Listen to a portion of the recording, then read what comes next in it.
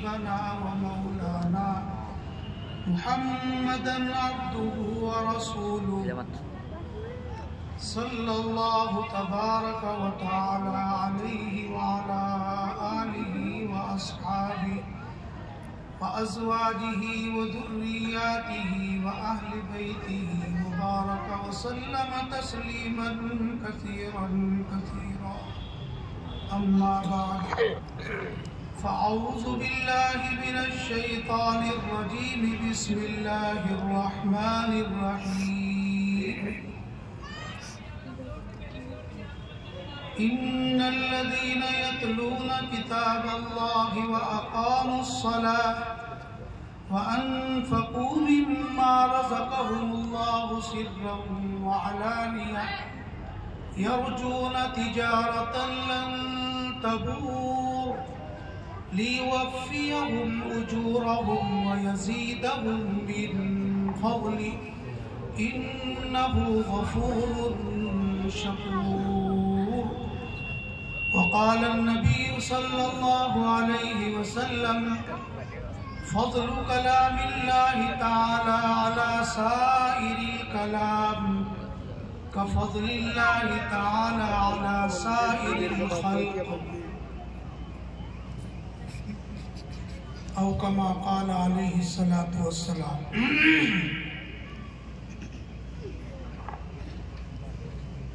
معزز سامعین کرام،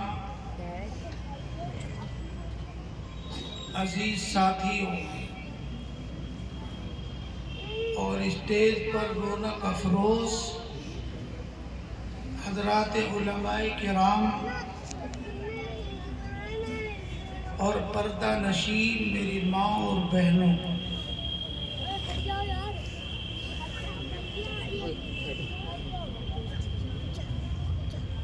ہم سب کے لیے انتہائی مسرت اور خوشی کا یہ موقع ہے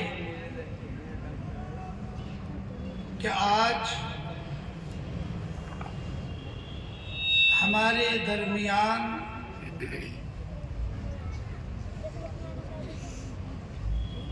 حضرات علماء کرام کی ایک بڑی جماعت، حفاظ کرام کا ایک جمع غفیر موجود ہے.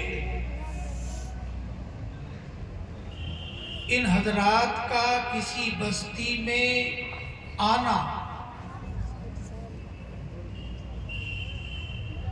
اللہ کی رحمتوں کے، برکتوں کے نزول کا باعث ہوگا.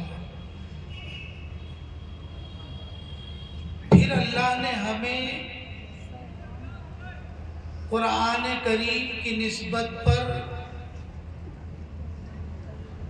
یہاں جمع ہونے کی توفیق بخشی. یقیناً یہ مجلسیں نورانی مجلس ہیں. یہ مجلسیں وہ مجلسیں ہیں جن پر اللہ کی رحمتوں اور برکتوں کا نزول ہوتا ہے. اللہ تعالیٰ کی طرف سے سکینہ نازل ہوتا ہے، دلوں کو سکون اور اطمینان ملتا ہے. اس دنیا میں ہر آدمی اس کوشش میں لگا ہوا ہے کہ اس کو نفع حاصل ہو، فائدہ ملے. ہر آدمی نفع حاصل کرنے کی طلب میں سرگرداں ہے. کسی کو بھی دیکھو وہ چاہتا ہے کہ میں نقصان سے بچ جاؤں اور مجھے فائدہ حاصل ہو. ہر تجارت کرنے والا، ہر کاروباری، ہر شخص اس دنیا میں اس کوشش میں ہے کہ وہ نقصان سے محفوظ رہے اور فائدہ اس کو حاصل ہوتا رہے۔ کوئی بھی آدمی دنیا میں نقصان کو پسند نہیں کرتا، چاہے وہ کسی طرح کا بھی نقصان ہو۔ کوئی تاجر چاہے چھوٹا ہو یا بڑا، نفع کے چکر میں ہے، لیکن اس کے چاہنے اور کوشش کرنے کے باوجود نقصان سے اس کو سابقہ پڑتا ہے۔ جتنے نفع کی اس نے امید باندھی تھی، جتنے نفع کی توقع کی تھی، اتنا نفع اس کو کبھی حاصل نہیں ہوتا۔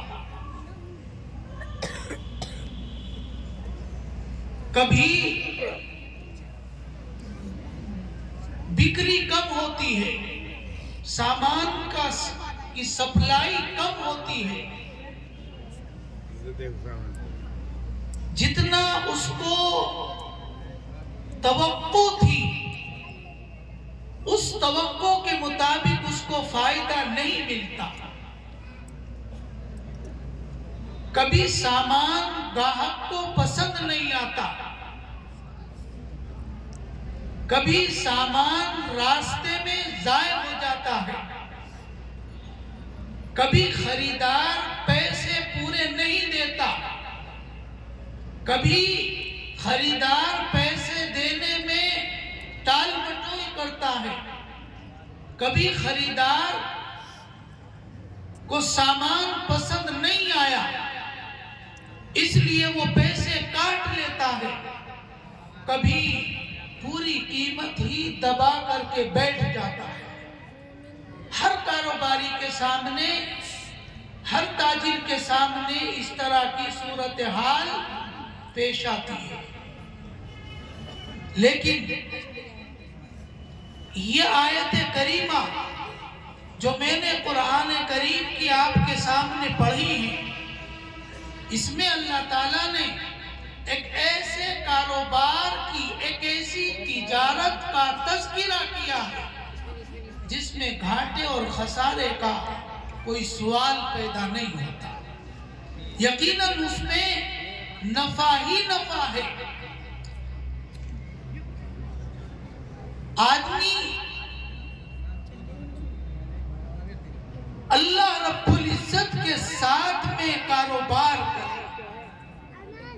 اللہ تعالیٰ خریدار ہو اور بندہ سپلائر ہو، اور بندے کے اچھے اعمال وہ اس کا تیار کیا ہوا مال ہو، تو اب اس کو کبھی بھی گھاٹا نہیں ہو سکتا۔ بندوں کے اعمال کا اللہ تعالیٰ خریدار ہے، اور اللہ تعالیٰ نے اس کے اعمال کی جو قیمت مقرر کی ہے، جو ثمن متعین کیا ہے، وہ جنت ہے۔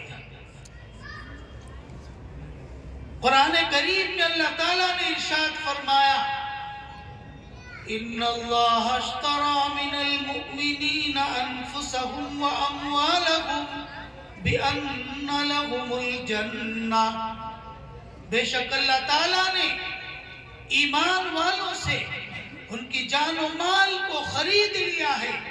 گویا اللہ خریدار ہے اور یہ بندے سپلائر ہیں، بیچنے والے ہیں، اور اللہ کی طرف سے اس کی قیمت جو مقرر کی گئی وہ جنت ہے۔ اللہ نے کیا خریدا؟ اس بندے کی جان کو، مال کو، اس کے اعمال کو، سب کچھ اللہ تعالیٰ خرید رہا ہے۔ دنیا میں کوئی آدمی کسی کو کوئی سامان بنانے کا آرڈر دیتا ہے، اب یہ اس سامان کو تیار کرتا ہے، کبھی سامان تیار صحیح نہیں ہوتا، اب یہ اس کی سپلائی کرتا ہے تو راستے میں کبھی وہ ضائع ہو جاتا ہے، اور کبھی وہ سامان جو اس نے تیار کیا وہ اس خریدار کو پسند نہیں آتا، جس کی وجہ سے وہ اس کی قیمت پوری نہیں دیتا یا اس کو خریدنے سے انکار کر دیتا۔ مگر اللہ رب العزت ایسا خریدار ہے کہ وہ بندوں کے اعمال کی قیمت پوری دے گا۔ اب بندوں کے اعمال میں 3 اعمال کا تذکرہ اس آیت پاک میں اللہ رب العزت نے فرمایا ہے۔ ارشاد فرمایا ان الذین یتلون کتاب اللہ، وہ لوگ جو اللہ کی کتاب کو پڑھتے ہیں، اللہ کے کلام کی تلاوت کرتے ہیں، قرآن کریم کو پڑھتے ہیں، وہ اللہ رب العزت سے ایسی تجارت کر رہے ہیں جس میں گھاٹے اور خسارے کا کوئی سوال پیدا نہیں ہوتا۔ جو بندہ قرآن کریم سے لگاؤ رکھ رہا ہے، قرآن کریم کی تلاوت کر رہا ہے، قرآن کریم کی رات دن تلاوت میں مشغول ہے، اللہ رب العزت اس بندے کے اس عمل کے اوپر اتنا اجر و ثواب عطا فرمائے گا جس کا ہم دنیا میں تصور بھی نہیں کر سکتے۔ یقیناً یہ بچے جنہوں نے قرآن کریم اپنے سینوں میں محفوظ کیا ہے، جنہوں نے قرآن کریم کو پڑھا ہے، جنہوں نے ان کو قرآن کریم پڑھایا ہے، ہماری نظر میں چاہے ان کی حیثیت کچھ بھی ہو، لیکن اللہ کے یہاں یہ وہ معزز لوگ ہیں جن کے اوپر اللہ رب العزت اپنی نورانی مخلوق فرشتوں کے سامنے بھی فخر کرتے ہیں۔ اللہ رب العزت نے قرآن کریم کی حفاظت کا ذمہ لیا، اور اس کے لیے اللہ تعالیٰ نے ظاہری انتظام ان منتخب چنے ہوئے ان بچوں کو سبب کے طور پر استعمال کیا ہے۔ جب کوئی حاکم کسی آدمی کی حفاظت کرنے کا وعدہ کرتا ہے تو اس کا یہ مطلب نہیں ہوتا کہ وہ خود اس کے ساتھ میں باڈی گارڈ بن کر کے رہتا ہو، بلکہ اپنے معتمد اور اپنے قریبی لوگوں کی ذمہ داری لگا دیتا ہے کہ تمہیں اس کے آس پاس میں رہنا ہے، کوئی اس کے اوپر حملہ نہ کر دے، کوئی اس کو پریشان نہ کرے، کوئی اس کے ساتھ میں زیادتی نہ کرے۔ اللہ رب العزت نے قرآن کریم کی حفاظت کا ذمہ لیا اور اپنی پیدا کردہ انسانوں میں سے مخصوص لوگوں کو اس کی حفاظت کے لیے منتخب کر دیا کہ تم اس قرآن کریم کو اپنے سینوں میں محفوظ کرو۔ اللہ رب العزت نے قرآن کریم کے الفاظ کی حفاظت کے لیے حفاظ کرام کو منتخب کیا ہے، اور قرآن کریم کے الفاظ کو اسی لب و لہجے میں پڑھنے کے لیے جس لب و لہجے میں پڑھنا اللہ کو پسند ہے اور جس لب و لہجے کے ساتھ پڑھنے کا اللہ نے حکم دیا ہے، پیغمبر نے وہ لب و لہجہ صحابہ کی طرف منتقل کیا ہے، آپ صلی اللہ علیہ وسلم سے صحابہ نے اس کو اخذ کیا ہے، اس کے لیے اللہ تعالیٰ نے قرہ کی جماعت کو منتخب کیا ہے۔ اور اسی طرح قرآن کریم کے معنی کی حفاظت کے لیے اللہ تعالیٰ نے علماء اور مفتیان کی جماعت کو منتخب کیا ہے۔ گویا یہ علماء کی جماعت، یہ قرہ کی جماعت، یہ حفاظ کرام، یہ سب کے سب ظاہری طور پر قرآن کریم کی حفاظت کرنے والے ہیں، اور اللہ تعالیٰ نے ان کو چنا، ان کو منتخب کیا ہے۔ قرآن شریف میں اللہ تعالیٰ نے ارشاد فرمایا ثم اورثنا الكتاب الذين اصطفينا من عبادنا، پھر ہم نے منتخب کیا ہے، چنا ہے اپنے بندوں میں سے، قرآن کریم کا ان کو وارث بنایا ہے، اور چن کر کے اللہ تعالیٰ نے ان کے سینوں میں قرآن کریم کو الفاظ کو محفوظ کیا، اور ان کے الفاظ کو صحیح طور پر پڑھنا قرہ کی جماعت کو اللہ تعالیٰ نے سکھایا۔ اس کے لیے ان حفاظ میں سے کچھ کو چنا، اور پھر علماء کرام کی ایک تعداد کو اللہ تعالیٰ نے قرآن کریم کے معنی کی حفاظت کے لیے چنا۔ یہ سب اللہ کے چنیدہ بندے، منتخب کیے ہوئے بندے۔ اللہ تعالیٰ نے جب قرآن کریم کی حفاظت کا ذمہ لیا، جو قرآن کریم سے اپنے آپ کو وابستہ کرے گا، قرآن کریم کو اپنے سینے میں محفوظ کرے گا، تو اللہ رب العزت اس کی بھی حفاظت فرمائیں گے۔ علماء کرام نے ایک مثال سے اس کو سمجھایا، جیسے کسی آدمی کے پاس میں کوئی قیمتی ہیرا ہو، قیمتی ہیرا ہو، سونے چاندی کا کوئی اچھا بنا ہوا سامان ہو، تو اب اس کی حفاظت کرتا ہے، لیکن اس ہیرے کے ساتھ میں، اس موتی کے ساتھ میں جس چیز کا بھی تعلق ہوتا جائے گا، اس سب کی بھی وہ حفاظت کرے گا۔ اگر یہ قیمتی ہیرا اس آدمی نے اپنے پرس کے اندر رکھا ہے، تو اب یہ اس پرس کی بھی حفاظت کرے گا۔ کہیں ایسا نہ ہو کہ کوئی آدمی پرس نکالے اور وہ ہیرا ضائع ہو جائے، اور اگر اس آدمی نے اس پرس کو اپنی اٹیچی میں رکھا ہے، تو اب اٹیچی کی بھی حفاظت کرے گا، اور اٹیچی کو اگر الماری میں رکھا ہے تو اس الماری کی بھی حفاظت کرے گا، اور اس الماری کو اگر کسی کمرے میں رکھا ہے تو اب اس کمرے کی بھی حفاظت کرے گا، اس کے اوپر بھی لوک لگائے گا، تالا لگائے گا، کہ کہیں کوئی ایرا گیرا آدمی آ کر کے الماری کھول کر کے اٹیچی نکال کر کے نہ لے جائے۔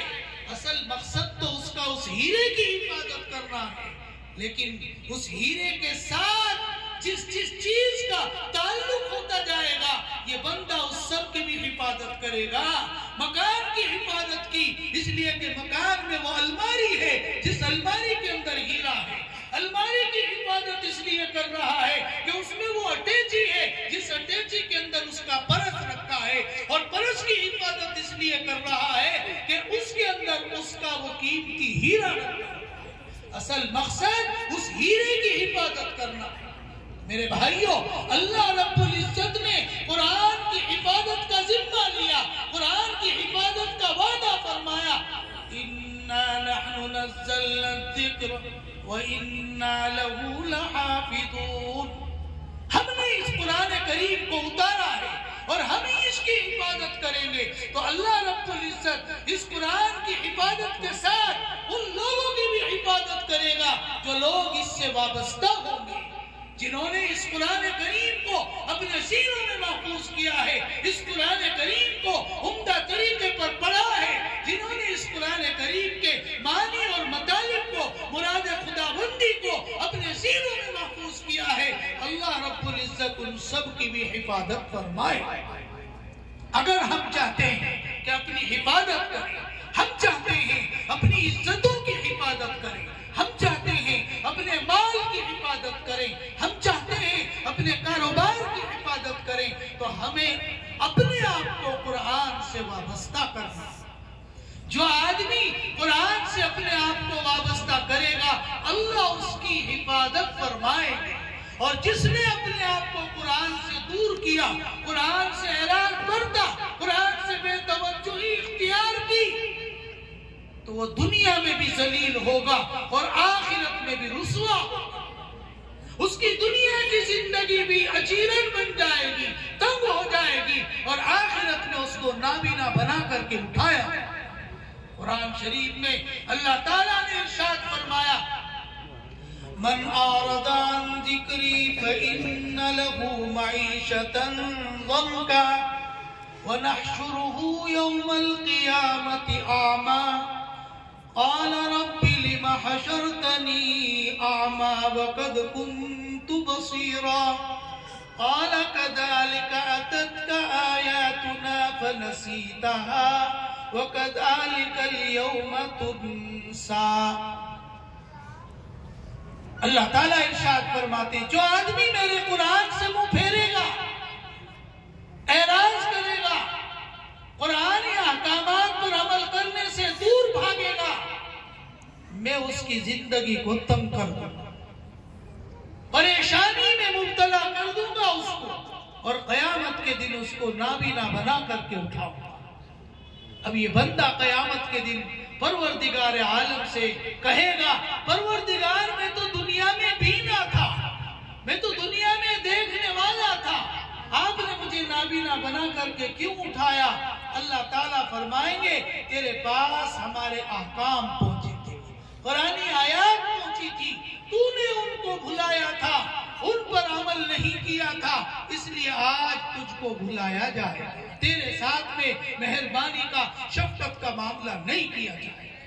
اس لیے میرے بھائیوں، اگر ہم چاہتے ہیں کہ ہم پر اللہ کی رحمتوں کا، برکتوں کا نزول ہو، ہمارے ساتھ میں آسانی کا معاملہ ہو، اس دنیا میں ہم عزت کی زندگی اگر گزارنا چاہتے ہیں تو ہمیں قرآن کریم سے اپنے آپ کو وابستہ کرنا۔ میرے بھائیوں، یہ قرآن کریم تو محفوظ رہے گا، لیکن اگر ہم نے اس سے بے توجہی برتی تو ہم نہیں بچ سکتے۔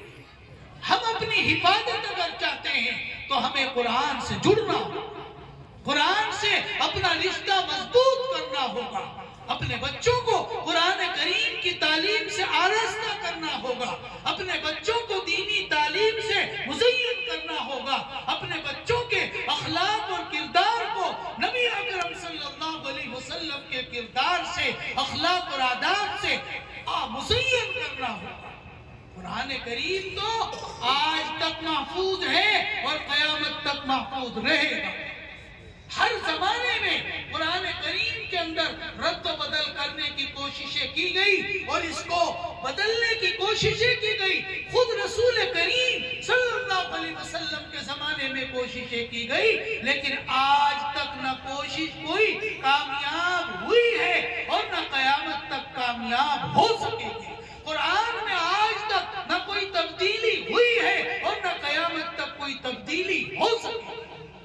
قرآن شریف میں اللہ تعالیٰ نے ارشاد فرمایا وَإِنَّهُ لَكِتَابٌ عَزِيزٌ لَا يَأْتِيهِ الْبَاطِلُ مِن بَيْنِ يَدَيْهِ وَلَا مِنْ خَلْفِهِ تَنزِيلٌ مِّنْ حَكِيمٍ حَمِيدٍ۔ یہ زبردست کتاب ہے، قرآن کریم زبردست کتاب ہے۔ جیسے اللہ کی ذات ہمیشہ سے ہے، ہمیشہ باقی رہے گی، اسی طرح اللہ کا کلام بھی ہمیشہ باقی رہے۔ اللہ کی ذات میں کوئی تغیر و تبدل نہیں ہوا، نہ ہوگا، ایسے ہی اس کے کلام میں بھی کسی قسم کا کوئی تغیر و تبدل نہیں ہوا۔ جیسے اللہ کو اپنی مخلوق کے اوپر فوقیت اور فضیلت حاصل ہے، اسی طرح اللہ کے کلام کو تمام کلاموں کے اوپر فوقیت اور فضیلت حاصل ہے۔ حضرت نبی اکرم صلی اللہ علیہ وسلم نے اسی کو فرمایا فضل کلام اللہ تعالی علی سائر الکلام وفضل اللہ تعالی علی سائر الخلق۔ اللہ کے کلام کو تمام کلاموں کے اوپر اسی طرح فوقیت اور فضیلت حاصل ہے جیسے اللہ کو تمام مخلوق کے اوپر فوقیت اور فضیلت حاصل ہے۔ دنیا کی کوئی کتاب اس کتاب کے ہم پلہ نہیں ہو سکتی، جیسے کوئی مخلوق اللہ کے برابر نہیں ہو سکتی، کوئی چیز اللہ کے ہم پلہ نہیں ہو سکتی۔ اللہ کی ذات بے مثال ہے، اللہ کی ذات بے نظیر ہے، اللہ کی ذات کا کوئی ہمسر نہیں ہے، اللہ کی ذات کے کوئی ہم پلہ نہیں ہے۔ قرآن میں اللہ تعالیٰ فرماتے لیس کمثلہ شیء، اس کے جیسا کوئی نہیں۔ کہیں فرمایا وَلَمْ يَكُنْ لَهُ كُفُوًا أَحَدٌ، کوئی اس کے ہمسر نہیں ہے۔ جیسے اللہ کی ذات بے نظیر ہے، اسی طرح اس کی ذات سے نکلا ہوا یہ کلام بھی بے نظیر ہے، بے مثال ہے، اس کا کوئی ہم پلہ دنیا میں کوئی کلام نہیں ہو سکتا، کوئی کتاب اس کے برابر نہیں ہو سکتی۔ اس لیے اس قرآن کو جن حضرات نے اپنے سینوں میں محفوظ کیا، وہ سینہ بھی ایسا قیمتی سینہ ہے کہ دنیا میں کوئی سینہ اس کے برابر نہیں ہو سکتا۔ اس حافظ قرآن، اس قاری قرآن، اس عالم دین کے سینے میں اللہ کا کلام ہے، اللہ کے کلام کی مرادیں محفوظ ہیں، تو یہ سینہ اتنا قیمتی ہے اللہ کے یہاں کہ کوئی سینہ اس کے برابر نہیں ہو سکتا۔ میرے بھائیوں، اس قرآن کے ساتھ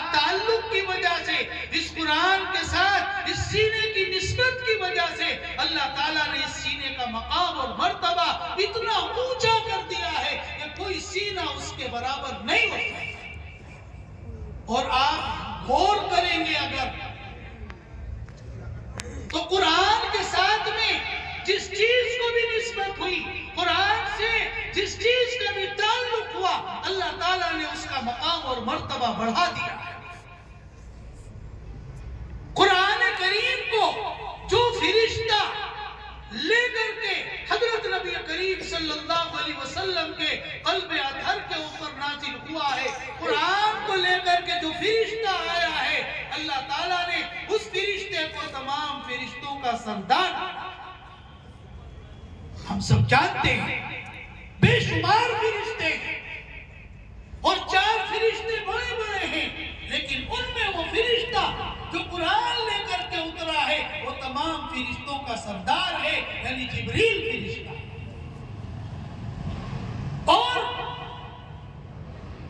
جس مہینے میں یہ قرآن کریم لوح محفوظ سے آسمان دنیا کے اوپر اتارا گیا ہے، اللہ تعالیٰ نے سال کے تمام 12 مہینوں میں اس مہینے کو سب سے افضل اور سب سے زیادہ بزرگی والا مہینہ بنا۔ مہینے کو قرآن سے نسبت ہو گئی۔ قرآن شریف میں اللہ تعالیٰ فرماتے ہیں شہر رمضان الذی انزل فیہ القرآن، رمضان کا مہینہ وہ بابرکت مہینہ ہے جس میں قرآن کریم کو نازل کیا۔ قرآن کے نازل ہونے کی وجہ سے اللہ نے اس مہینے کو افضل الشہور، تمام مہینوں میں سب سے افضل بنا۔ جس رات میں اللہ تعالیٰ نے قرآن کریم کو اتارا ہے لوح محفوظ سے آسمان دنیا میں، وہ رات شب قدر، اللہ تعالیٰ نے سال کی تمام راتوں میں اس رات کو سب سے افضل رات قرار دی۔ ساری راتوں کے اوپر وہ رات فوقیت اور فضیلت رکھتی ہے۔ اللہ تعالیٰ نے فرمایا قرآن کریم میں اِنَّا أَنزَلْنَاهُ فِي لَيْلَةِ الْقَدْرِ، ہم نے اس قرآن کریم کو شب قدر میں نازل کیا ہے۔ جس زمانے میں یہ قرآن کریم نازل ہوا ہے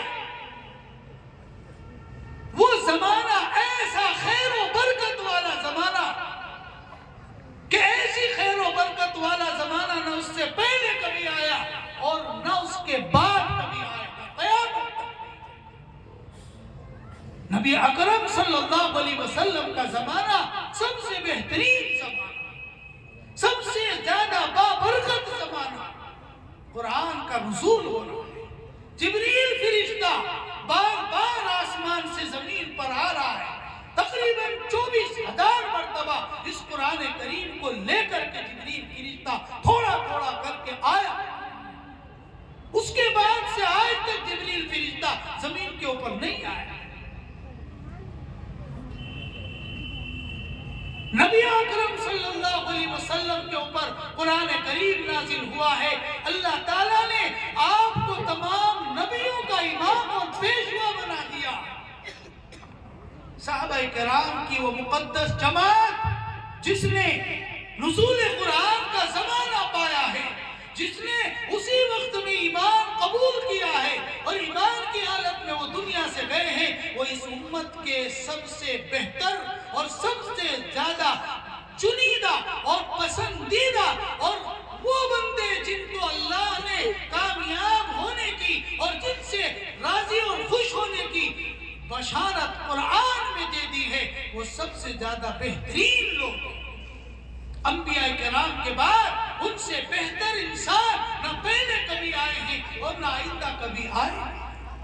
انبیاء کرام کے بعد سب سے اونچا مقام اور مرتبہ حضرات صحابہ کرام کا ہے۔ ان کو یہ فوقیت اور فضیلت ملی نبی کی صحبت کی برکت سے، نزول قرآن کا زمانہ پانے کی وجہ سے۔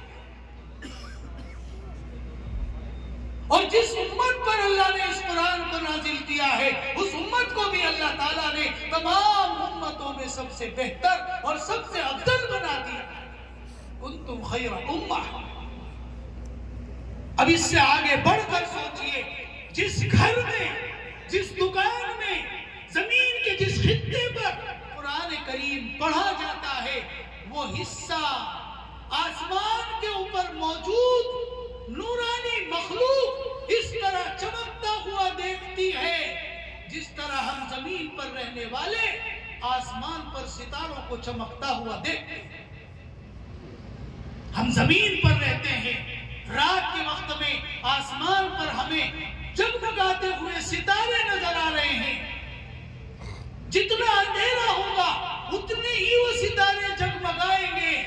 اسی طرح آسمان پر رہنے والی نورانی مخلوق یعنی فرشتے زمین کو تاریک دیکھتے ہیں، اور جس گھر میں جس دکان میں قرآن کریم پڑھا جاتا ہے وہ گھر اسی طرح چمکتا ہے جس طرح آسمان پر ستارے چمکتے ہیں۔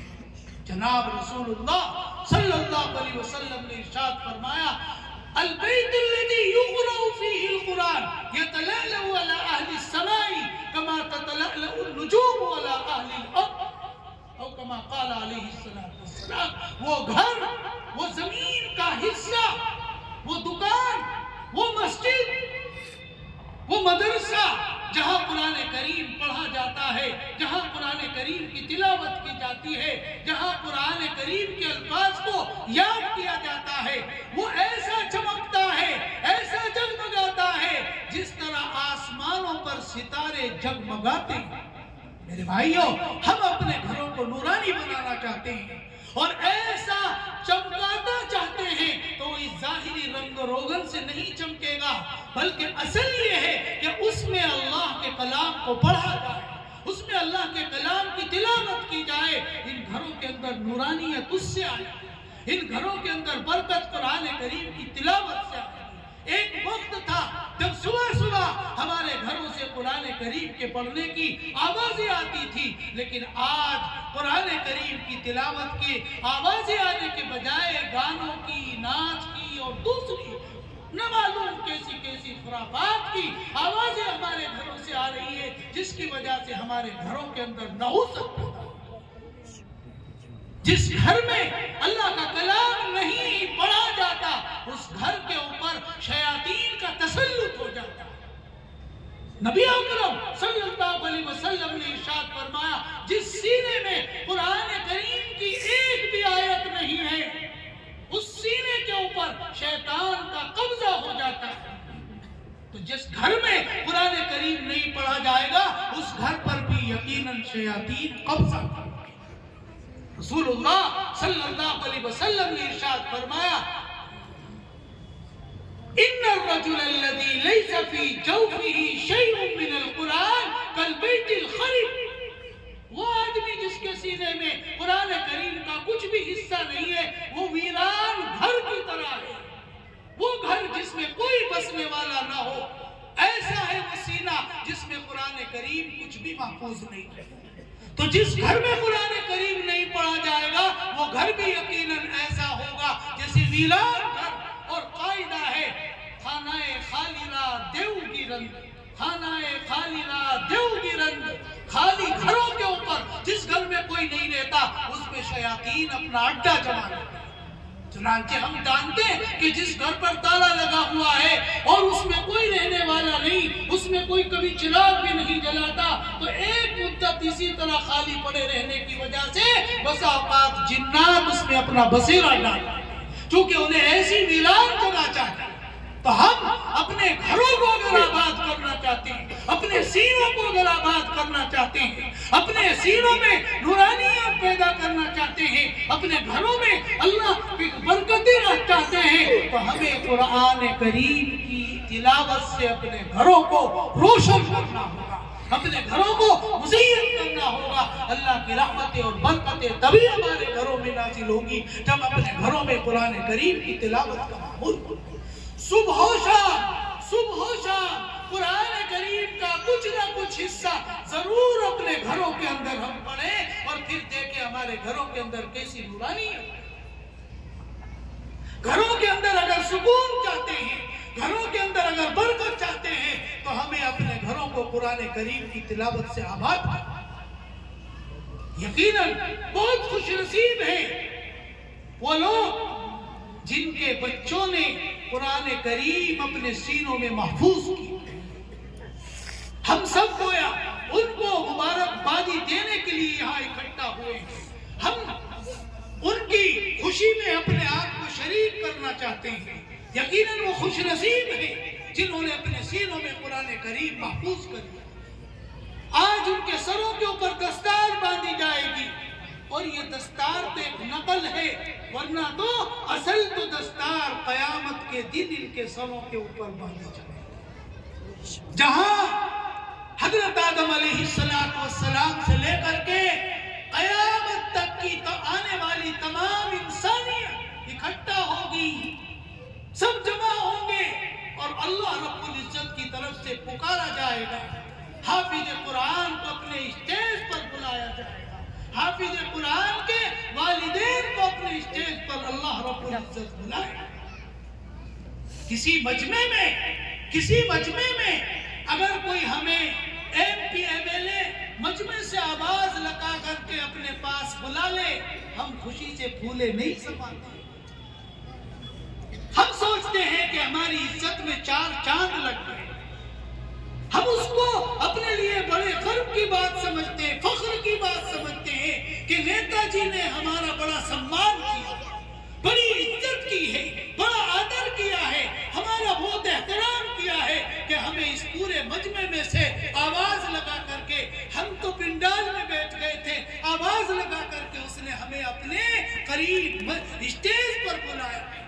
آپ سوچو کتنی بڑی جماعت انسانوں کی وہاں موجود ہوگی، کتنا بڑا مجمع ہوگا، اور اللہ رب العزت ان حافظ قرآن کے والدین کو بلائے. فلاں حافظ کے والد صاحب اسٹیج پر آ جائیں، فلاں والد کے حافظ صاحب کے والد اسٹیج پر آ جائیں، اور یہ پورا مجمع حفاظ کرام کا اور ان کے والدین کا اللہ کے اسٹیج پر رونق افروز، اور پھر ان کے سروں کے اوپر تاج باندھا جائے گا، ان کے سروں کے اوپر پگڑی باندھی جائے گی. اصل تو پگڑی وہ ہے، لیکن اسی کی نقل یہاں بھی ہوتی ہے.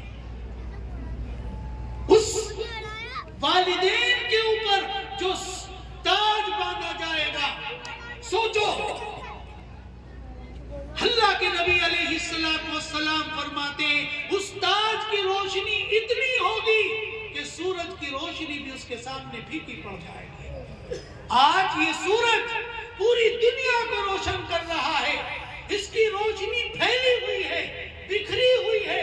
اب اگر اس روشنی کو اکٹھا کیا جائے اور کسی ایک مکان میں اس روشنی کو محدود کر دیا جائے تو وہ مکان کتنا روشن ہوگا، وہ مکان کتنا چمکے گا.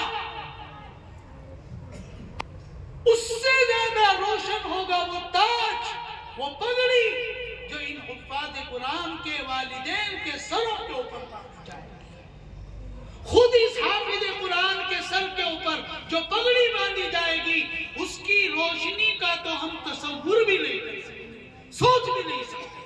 اس لیے کہ ہماری نظر میں دنیا کے اندر سب سے زیادہ روشن چیز سورج ہے، اس سے زیادہ روشنی والی کوئی اور چیز نہیں، اور اس سے زیادہ روشن تو وہ پگڑی ہے، اس سے زیادہ چمکدار تو وہ پگڑی ہے، اس سے زیادہ جگمگانے والی تو وہ پگڑی ہے جو حافظ قرآن کے والدین کو ملی ہے.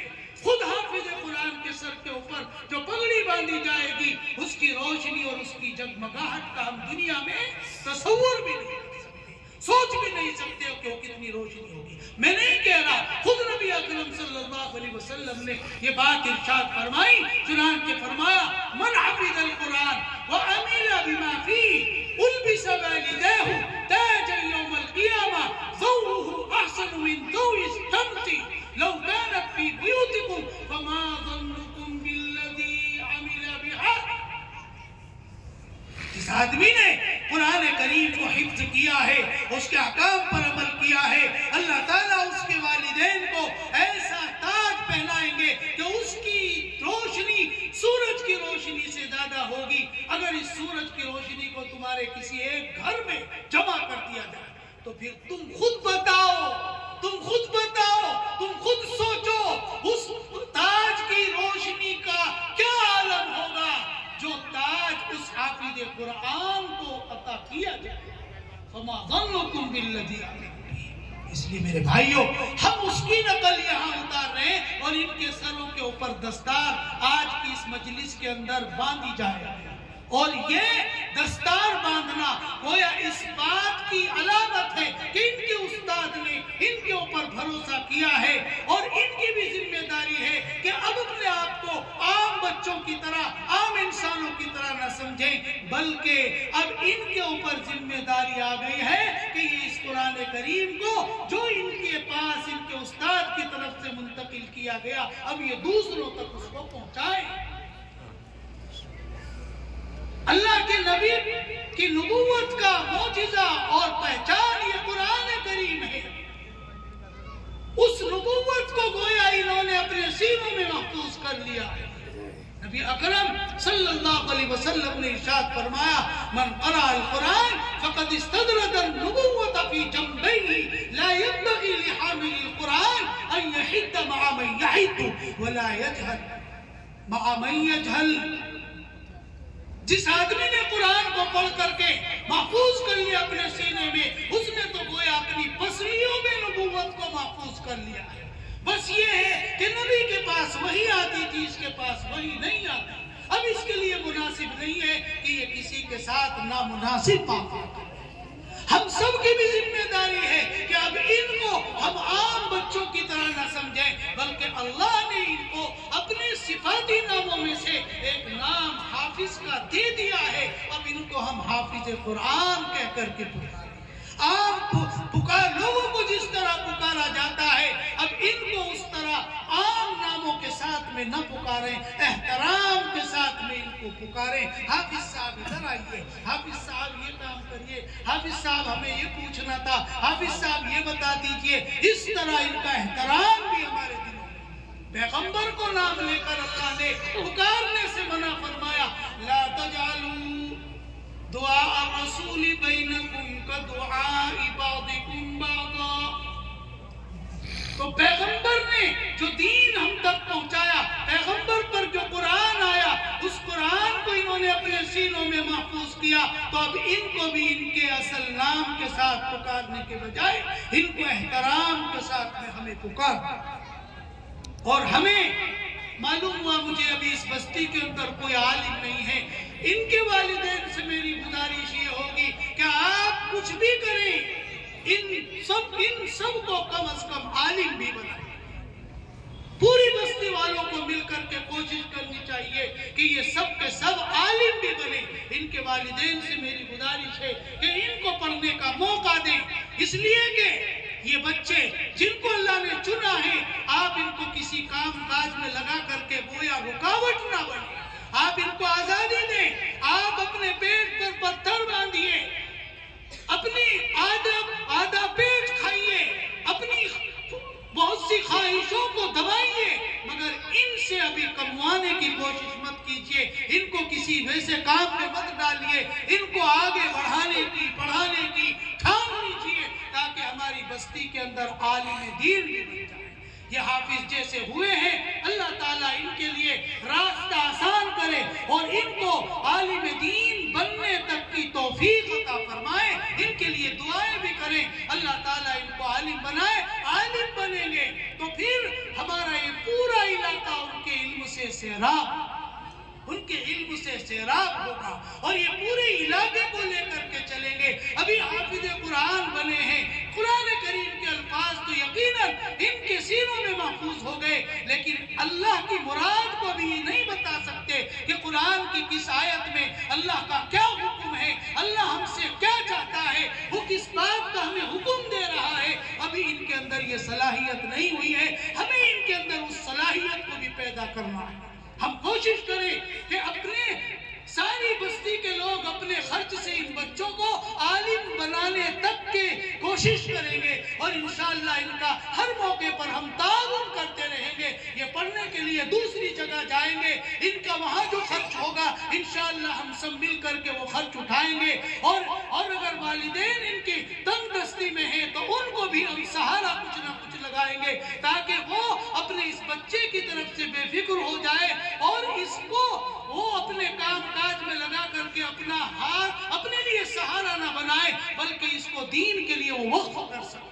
اس لیے ہم سب مل کر کے بستی والے یہ کوشش کریں گے تو انشاءاللہ چند سالوں میں ہماری بستی کے اندر ہمارے اپنے عالم دین بھی تیار ہو جائیں. کوشش کریں گے تو انشاءاللہ کوئی مشکل نہیں ہے. ایسے افراد ہر بستی کے اندر موجود ہیں جو ایک دو گھر کا خرچ چلا سکتے ہیں اور ان کے اوپر کوئی دشواری بھی نہیں ہے. ہم اپنی بستی کا اس طرح مل کر کے سب کا تعاون کریں گے تو ہر بستی کے اندر اس طرح عالم دین کا تیار ہونا آسان میرے بھائیوں. اور پھر ایسے لوگوں کے اوپر خرچ کرنا تو اللہ کے یہاں بہت بڑے اجر و ثواب کا باعث ہے. اس خرچ کرنے پر ہمیں بہت